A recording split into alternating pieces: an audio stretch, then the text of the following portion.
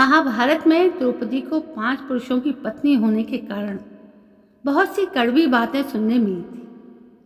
द्रौपदी के पूर्व जन्म की बात करें तो द्रौपदी पूर्व जन्म में एक गरीब ब्राह्मणी थी, जिसे समाज में बहुत तिरस्कार सहना पड़ा था।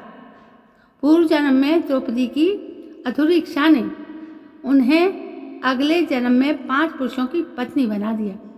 आइए जानते हैं द्रौपदी के पूर्व जन्म की पूरी कहानी।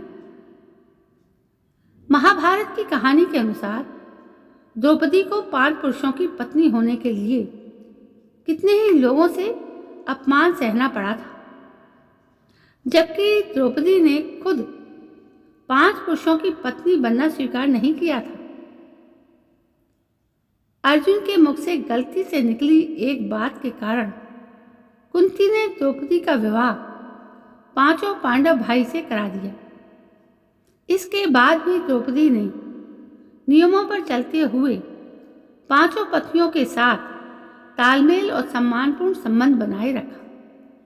ऐसे में अक्सर कई लोगों के मन में सवाल आता है कि आखिर द्रौपदी ने पूर्व जन्म में ऐसी कौन सी गलती की थी जो उन्हें 5 पुरुषों की पत्नी बनना पड़ा। इसका रहस्य द्रौपदी के पूर्व जन्म में छुपा हुआ है। महाभारत के आदि पर्व में द्रौपदी के पिछले जन्म की कहानी है। व्यास जी ने बताया कि द्रौपदी पिछले जन्म में एक गरीब ब्राह्मणी थी। उसका पति हमेशा बीमार रहता था और उसकी मृत्यु हो गई थी। वो हमेशा एक स्वस्थ और एक सर्वगुण संपन्न पति की कामना करती थी। उसकी यही अधूरी इच्छाएं उसके अगले जन्म का कारण बनी। पूर्व जन्म में द्रौपदी को पति की मृत्यु के बाद समाज में बहुत तिरस्कार और दुख झेलना पड़ा। घर में कमाने वाला कोई नहीं था, इसलिए उसे अक्सर भूखे रहना पड़ता था। उसे अपने पति की बहुत याद आती थी। एक रात उसने सोचा कि अगर अगले जन्म में भी ऐसा ही हुआ तो क्या होगा।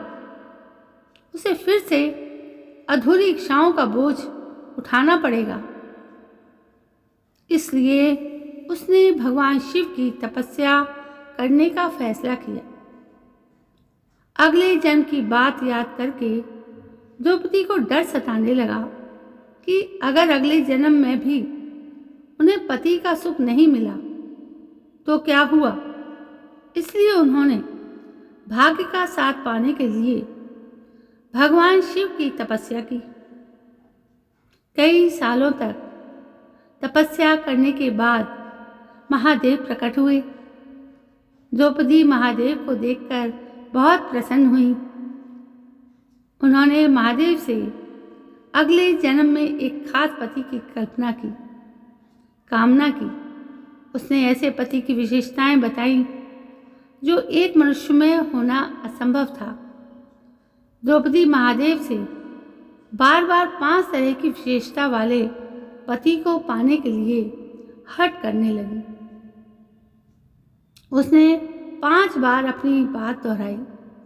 ऐसे में महादेव ने उसकी प्रार्थना स्वीकार कर ली। अगले जन्म में गरीब विधवा ब्राह्मणी राजा द्रुपद की पुत्री द्रौपदी के रूप में जन्मी। पांचाल नरेश ने अपनी पुत्री के लिए स्वयंवर का आयोजन किया।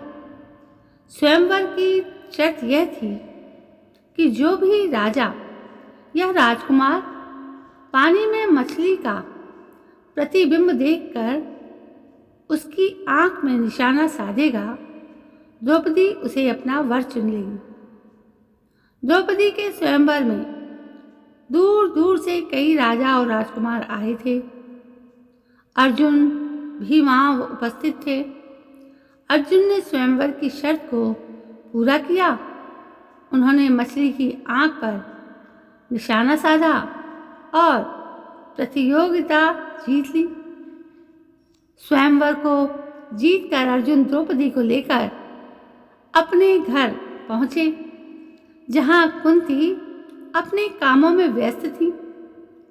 अर्जुन ने उत्साहित होकर अपनी माँ कुंती से कहा, माँ देखिए हम आपके लिए क्या लाए हैं। अर्जुन ने गलती से द्रौपदी के लिए ऐसे शब्दों का प्रयोग कर दिया जैसे वो कोई वस्तु हो।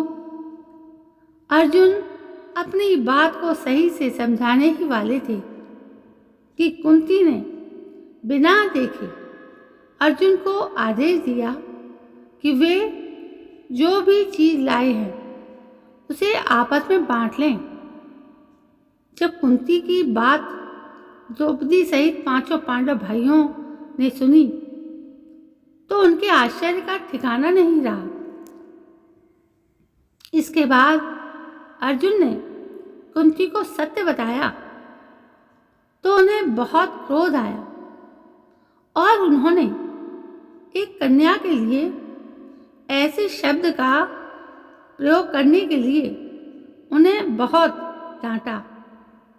क्रोध में कुंती भी अपना विवेक खो बैठी और उन्होंने पांचों पुत्रों को द्रौपदी से विवाह करने का आदेश दे दिया।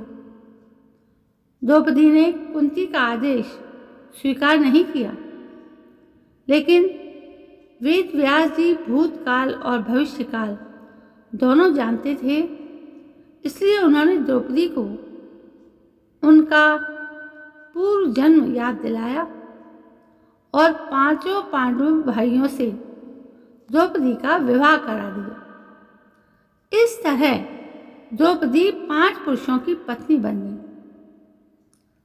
तो दोस्तों, ये थी महाभारत की द्रौपदी की पूर्व जन्म की कथा कि वो किस कारण से 5 पुरुषों की पत्नी बनी।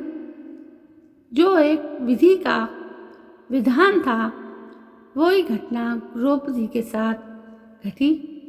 तो दोस्तों, कैसी लगी महाभारत की रोचक कथा?